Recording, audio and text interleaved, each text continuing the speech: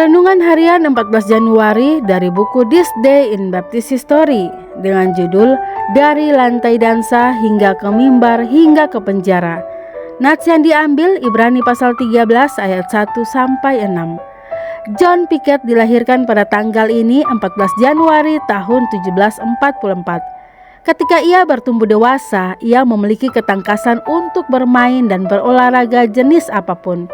Ia mengikuti bisnis berdansa yang membawanya ke PD, North Carolina dari rumahnya di King George County, Virginia sekitar tahun 1764.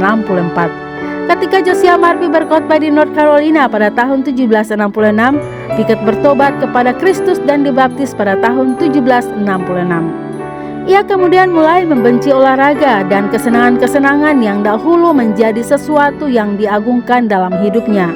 Ia juga menulis kepada orang tuanya yang pada waktu itu ada di Fauquier County, Virginia, memberitahukan mereka tentang perubahannya yang luar biasa. Mereka berpikir bahwa sungguh aneh anak yang mereka anggap sudah terhilang kini menjadi sangat saleh. Karena ayahnya meninggal tahun 1767, Pickett kembali ke Fauquier, mendapatkan teman-teman dan tetangganya ada di dalam kegelapan rohani. Ia mulai untuk mengajar mereka dalam percakapan pribadi, kemudian mengadakan kebaktian keluarga, dan akhirnya berkhotbah di publik. Pekerjaan itu meluas jauh dan dekat.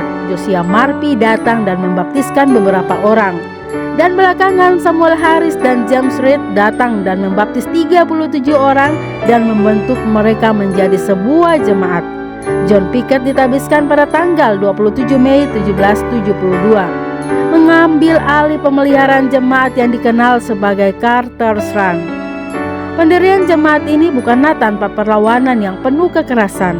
Sekumpulan massa menerobos masuk ke dalam gedung pertemuan, mengganggu jalannya kebaktian dan menghancurkan mimbar dan meja perjamuan menjadi berkeping-keping, sementara hakim mengeluarkan surat penahanan. John Pickett ditangkap dan mereka memasukkan dia ke penjara Fauquier.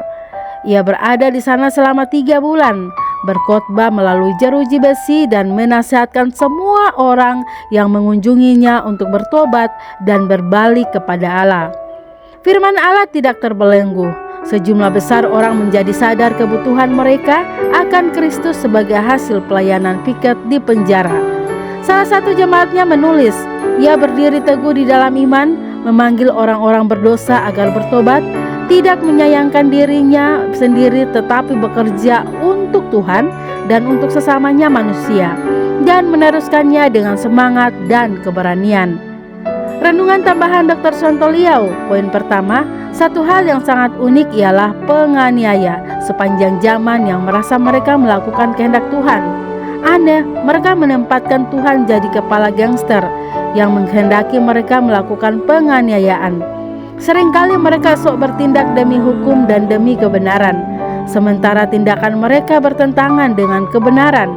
Seandainya orang yang berkhotbah adalah salah, toh itu seharusnya adalah urusan penegak hukum dan tidak perlu mereka menertibkan pelanggar hukum. Karena itu sama sekali bukan tugas mereka. Saya dapat laporan bahwa sampai saat ini masih ada orang Kristen yang berusaha menghalangi denominasi lain mendirikan gereja di wilayah mereka.